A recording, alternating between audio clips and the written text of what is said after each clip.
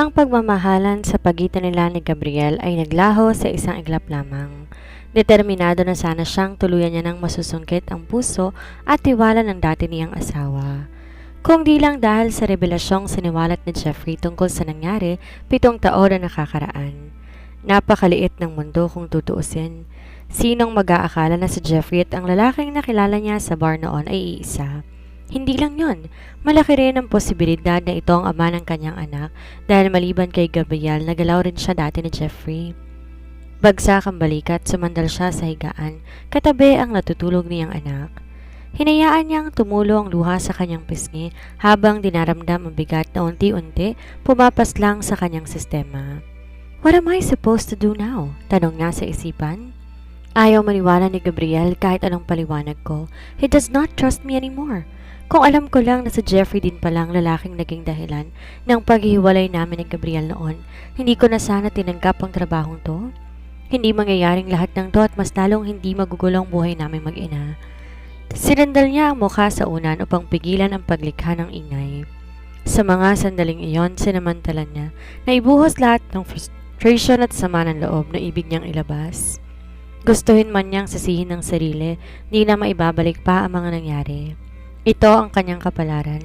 Ito ang kabayaran ng pagkakamali na kailanmay hindi niya malilimutan. Mula sa pagkakayo ko sa unan, maingat niyang niyakap ang anak na natutulog. Patawarin mo ko kung naging masama akong ina. Sorry kung tinago ko sa iyo ang tungkol sa daddy mo. Hayaan mo anak, babawi ako sa iyo. Makikilala mo ng tatay mo? Pabalong niyang wika kay Margaret. Lumipas ang ilang oras pero di pa rin siya dinadalo ng antok. Wala siyang ibang ginawa kung hindi tumitig sa kisame at sa bintana kung saan naaaninag niya ang liwanag ng buwan. Muli siyang naupo at napasabunot. Hindi mawala sa isip niya ang gabing may nangyari sa kanila ni Jeffrey noon. Hindi dahil may pagkagusto siya rito, kundi dahil nararamdaman niyang may hindi tama. Isang katanungan ang bumabagabag sa isip niya kanina pa at di niya malaman kung saan hahanapin ang kasagutan. Sinong kumuha ng litrato niya at ni Jeffrey sa bar para ipadala kay Gabriel? Ayaw niyang isiping si Jeffrey ang may gawa noon dahil wala siyang nakikita ng motibo gayong hindi pa magkakilala si Jeffrey at Gabriel nung panahong iyon. Posible ding si Don Ferdinand dahil noon pa man tutol lang matanda sa pagmamahalan nila ng anak nito. Napailing siya. No way! Kung siya yon, paano nito nalaman na nagpunta ako sa bar noong mga oras na yon? Sa huli, nahiga na lang siyang muli. Ayaw niyang i-pressure ang sarili at baka tuluyan na siyang masiraan ng bait. Siguro hindi pa ngayon ang tamang panahon para masagot lahat ng tanong. After all, walang lihim ang di nabubunyag at mauungkat lamang iyon sa tamang panahon. Ang kailangan niya munang isipin ang estado ng relasyon nila ni Gabriel at ang tungkol sa ama ng anak niya. Nang sumunod na araw din, maagang nag-book ng appointment si Gabriel sa isang trusted DNA testing center na malapit sa lugar. Agad silang inasikaso at inischedule para sa naturang pagsusuri.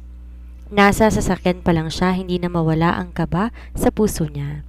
Nakasalalay sa magiging resulta ng test ang kapalaran nila ni Margaret, whether it will be favorable to Gabriel or the other way around. Tahimik silang nakaupo sa backseat ni Mabel at Paris ng mga sandaling iyon. Habang si Gabriel naman nakapwesto sa harap katabi si Mang June na nagsisilbing personal driver nito. Dahil sa mga nangyari, hindi pinayagan ni Gabriel na sumabay sa kanila si Jeffrey kaya nagtaksi na lang to para makasunod.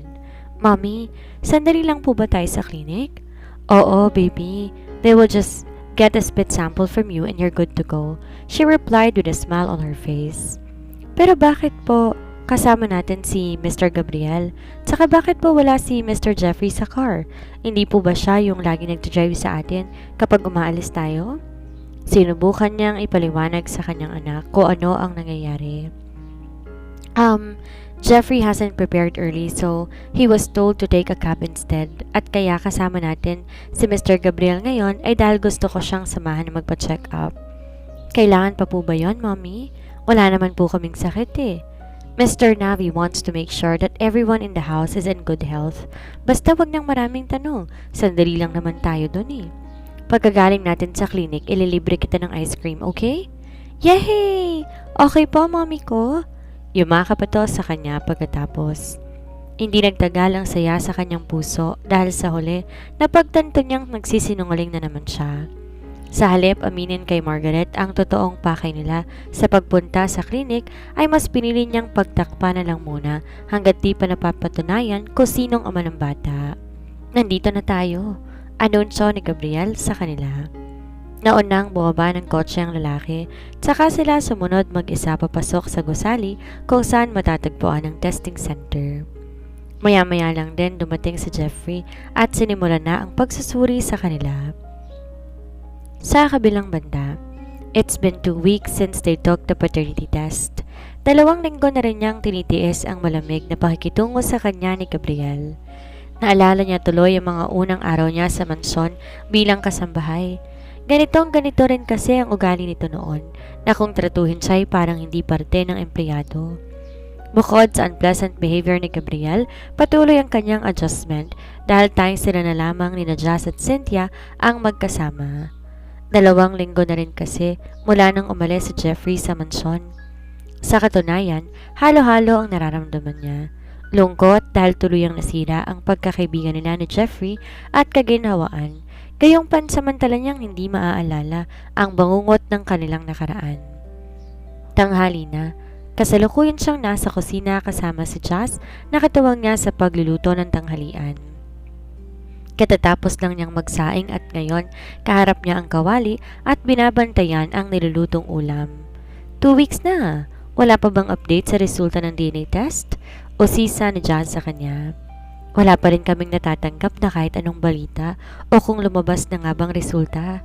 Sa paglipas ng mga araw kung ano-ano nang tumatakbo sa isipan ko. Paano kung taliwa sa inaasahan ko ang maging resulta ng test? Ano ang mangyayari sa aming mag-ina? Hindi matatahimik ang isip ko hanggat di lumalabas ang totoo. Kalmahan mo lang, Mars. Always think. Kung ano mang maging resulta, I'm sure hindi tayo pababayaan ng nasa itaas. Magiging maayos din ang buhay ninyo ni Margaret. Salamat sa pabaon mong payo, Jazz. Ay sus, wala yun. Basta, ano mang mangyari, hindi kami mawawala ni Cynthia sa tabi mo. Nandito lang kami. Nakangiting wika ng kaibigan na kahit papaano'y nagpagaan sa mabigat na pasanin niya. Teka, nasan nga pala si Cynthia? Pag-iiba niya ng usapan. Andun sa labas, busy sa paglilinis ng hardin at swimming pool. Si Margaret hindi ko nakikita. Huwag mong sabing iniwan mo na naman sa kwarto mo at binikad mo na naman ang alphabetic quiz. Actually, kahapon ko pa yun binigay sa kanya. Ngayon, inayaan ko muna siyang mag-drawing at maglaro. May plano ka ba kung saan yan pag-aaralin? Abay, malapit ng pagbubukas ng klase. She turned off the stove as she replied. Well, pag-uusapan namin ng daddy niya kung saang school siya papapasukin. Either way, sisiguraduhin kong maibibigay namin ang quality of education na kailangan niya, whatever the circumstances may be. Ahem. Narinig nilang may tumikim mula sa likod nila. Kapwa sila napalingon at nagulat sa biglaang pagsulpot ni Gabriel sa kusina. Nagpaalam ang lalaki kaninang umaga na may pupuntahan, ngunit hindi naman sinabi kung saan. Sir, nakauwi na pala kayo? Sabi ni Jazz. Bigo siyang makakibo at nakatingin lamang ng diretsyo sa mga mata ni Gabriel na may malamig na ekspresyon sa mukha nito. Hindi ko kayo binabayaran ng 20,000 kada buwan para lang magkwentuhan sa gitna ng inyong trabaho. Especially you, Miss Dominguez. Sorry po, sir. Halos sabay na wika nila ng kaibigan. Hindi lumaon, nabaling ang atensyon nilang dalawa sa lalaking nakatayo sa likuran ni Gabriel. Matangkad ito, halos kasing edad lang ito ni Don Ferdinand. Nakatuksido ito at kapansin-pansin din ang suot nitong earpiece. Sa kaliwa niyang tenga, who is this person? Tanong ng isip niya.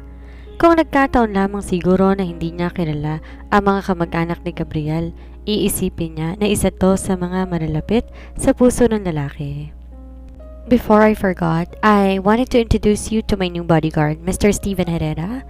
Magmula ngayon, siya nang hahawak sa mga gawaing naiwan ni Jeffrey, particularly the head of my personal security team and the garage as well. I'm expected you to treat Mr. Herrera with respect like everyone else. Do I make myself clear? Yes, Sir Gabriel. Muling tugon nilang dalawa. Unang in-approach ni Jazz si Steven at pinakilala ang sarili. Sunod siyang lumapit at nakipagkamay dito. Ako po si Maria, Nice to meet you po, Sir Steven. Magalang niyang bati sa matanda na sinuklian naman nito ng ngiti. I know you very well, Iha.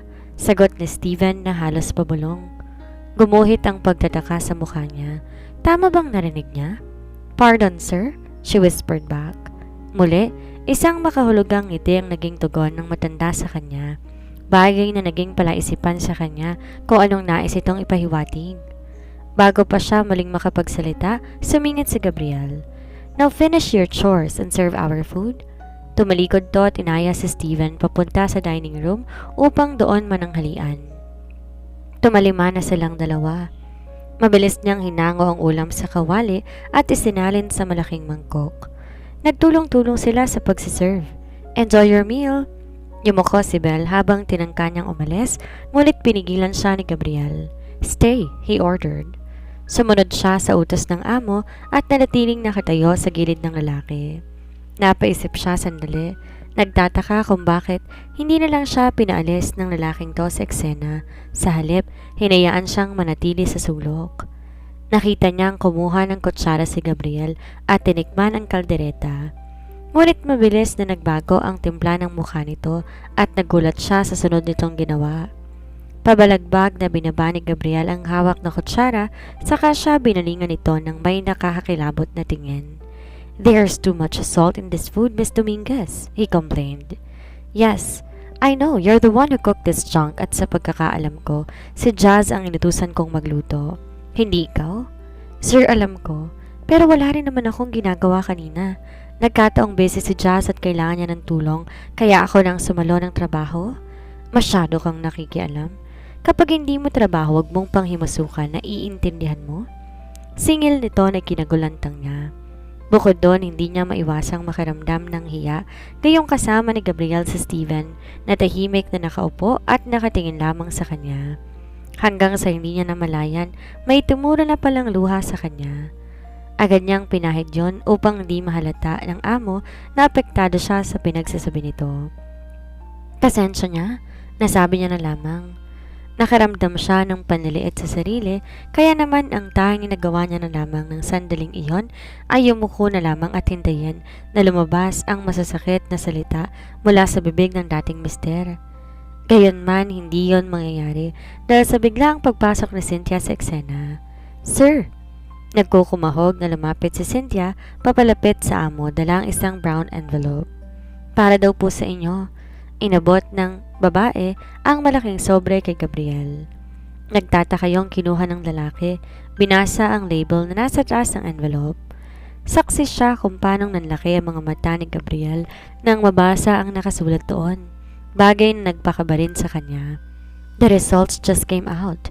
Anunsyo nito na tumutukoy sa paternity test na isinagawa 2 linggong nakakaraan. Cynthia, tawagan mo si Jeffrey. Papuntahin mo rito sa mansyon ngayon din.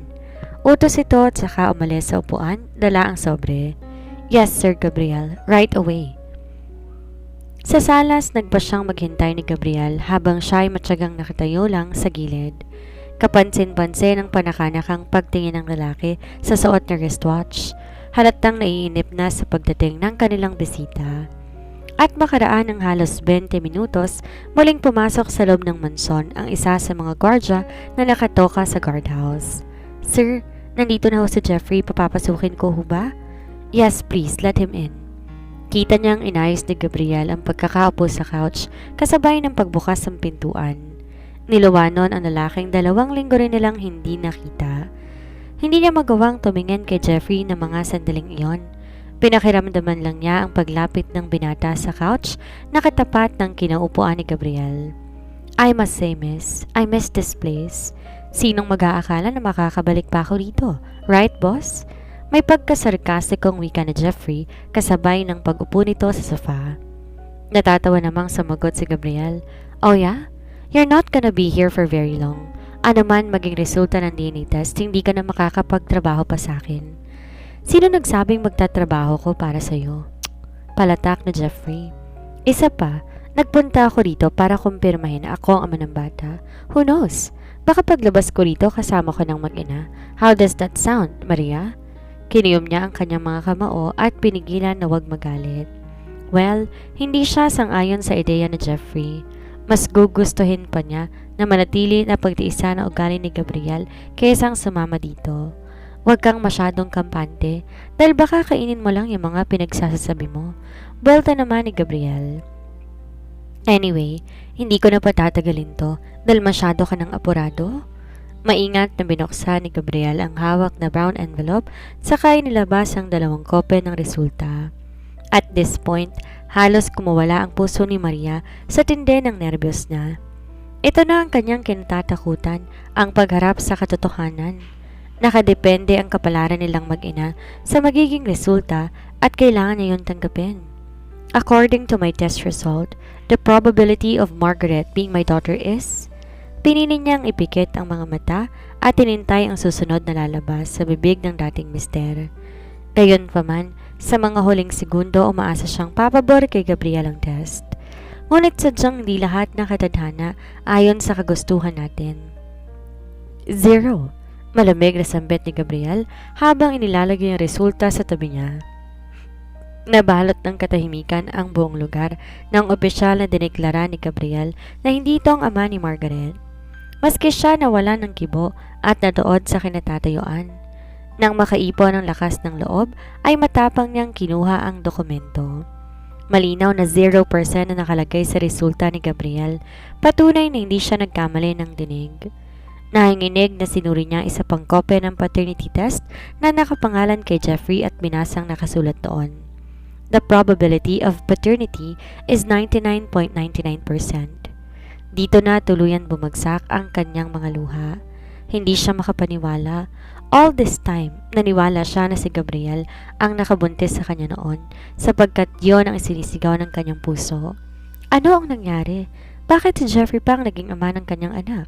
Si Jeffrey na naging dahilan ng paghihiwalay nila ni Gabriel noon. Si Jeffrey na naging hadlang sa pagbabalikan nila ng dating asawa. Enough with your drama, Miss Dominguez. We have an agreement, remember? Ngayong lumabas na ang totoo, wala na kayong lugar ng anak mo sa pamamahay ko. May bahid ng sa boses ni Gabriel nang sabihin ito iyon. Gabriel, please. Sinubukan niyang yakapin ang lalaki mula sa likod, ngunit agad siyang saniko nito. Mag-empake ka na at sumama na kayong mag-ina kay Jeffrey. Ayoko na makitang pagmumukha mo kahit kailan. Wala na siyang nagawa kundi sumunod.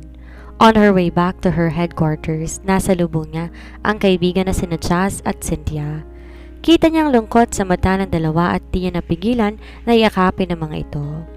Matapos na maikling sandaling iyon, sinamahan siya ng dalawa pabalik sa kanyang silid kung saan naabutan nila si Margaret na naglalaro sa cellphone niya. Mommy? Binitawan ng bata ang hawak na telepono at niyakap siya. Bakit po kayo umiiyak? Lumuhod siya upang maabot ang bata at tinawakan to sa magkabilang balikat. Anak, pasensya ka na ha. Ang dami kong naging kasalanan sa'yo. All this time, tinago kong katotohanan tungkol sa daddy mo. Ngayon oras na para malaman mong totoo. Ano pong totoo tungkol kay daddy, mommy ko? Bagamat na nalabo ang mga mata gawa ng kanyang luha, sinikap niyang tumingin diretso sa kanyang anak. Buhay ang daddy mo, baby, and has been with us the entire time. I'm so sorry from keeping this from you. Alam ko, bad ang pagsisinungaling pero wala akong choice. Ayoko lang umasa ka dahil akala ko di na siya babalik sa buhay natin. Kaya nang lumabas ang resulta ng test sa kanya, nagdesisyon akong ipagtapat sa iyong totoo. Nagkamali si mommy at pinagsisisihan niya na yon, kaya sana mapatawad mo ko, aniya sa anak habang umiiyak. Pero hindi niya inaasahan ang ginawang pagpahid ni Margaret sa kanyang mga luha gamit ang kamay nito. I understand po, mommy ko. Thank you for being honest to me. Sa wakas, mabubuo na po ang dream family ko kasama si Mr. Gabriel. Ang saya-saya ko po. Humihikbing sambit ng bata. Kagad napalitan ng matinding kalungkutan ang mukha niya dahil sa kanyang narinig. Mukhang inakala ni Margaret na si Gabriel ang daddy nito. Anak, hindi si Mr. Gabriel ang daddy mo? Batid niyang masasaktan si Margaret, ngunit kailangan pa rin niya na sabihin ng totoo. Po, sino pong daddy ko? Ipapakilala ko siya sa'yo, nasa labas siya. Hinihintay niya tayong sumama na sa kanya. Sagot niya dito. Hindi na po tayo magsistay dito, mommy. Iiwan na po natin sina Mr. Gabriel, Ate Cynthia at Tita Jazz. She smiled bitterly as she replied with a nod.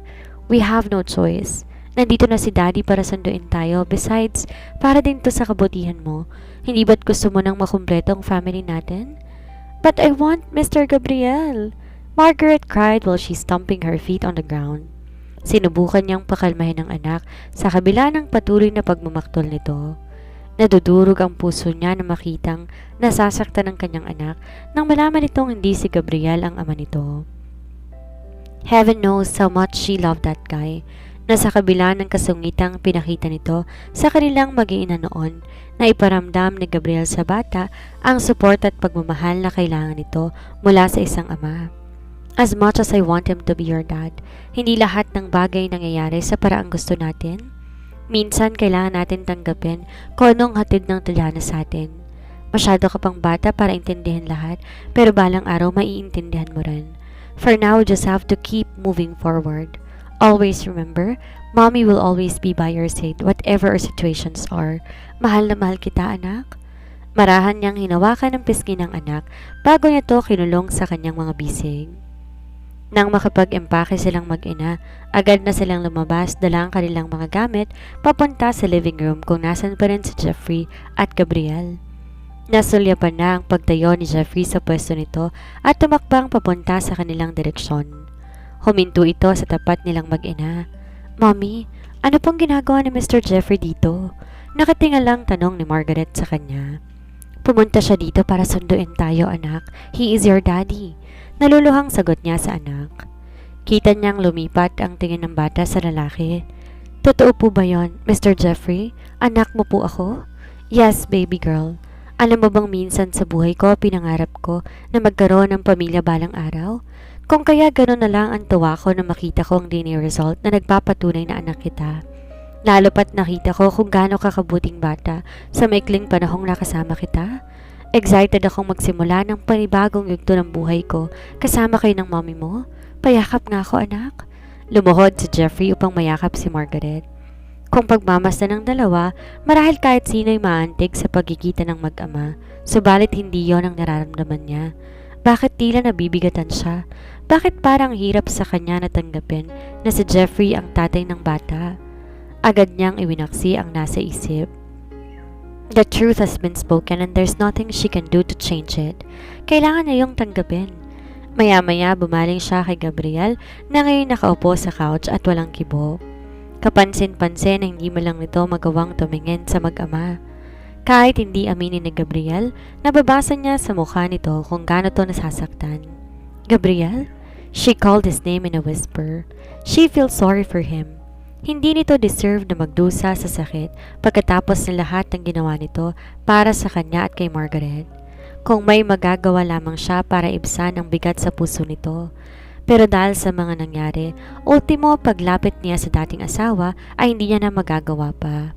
Sir Gabriel, naudlot ang eksena sa apat na sulok ng mansyon nang biglang pumasok ang isa sa mga gwardya. Taranta nitong isinara ang pinto. What is it? Tanong ni Gabriel sa guard. May babae pong biglang sumugod dito at gusto po kayo makausap. Importante raw. What is it? Inis na tanong ni Gabriel sa guard. Nasaan siya? Nasa guardhouse po. Nagwawala nga po at nagpupumilit na pumasok. Kakausapin niyo po ba? Pansin niya na sandaling nanahimik si Gabriel at napahilot ng sentido bago to nagbasya na kumibo. Alright, let her in. Napatingin siya kina Jeffrey. Binigyan siya nito ng makahulugang tingin na tila niyayaya na siyang umalis. Sumenya siya na wag muna dahil may nagtutulak sa kanya na magstay muna ng ilang minuto pa at hintayin ang pagdating ng babaeng tinutukoy ng guardia kanina. Ilang sandali pa, muling bumukas ang pinto, bumungad ang babaeng bigla na lamang sumulpot sa mansyon matapos tong mapalayas ni Gabriel 2 linggo na ang nakakaraan. Amara, kunot noong tawag niya sa kanyang isipan. Ano na naman ba ang pakay ng babaeng ito at bigla na lang nagpakita sa hindi inaasahang pagkakataon?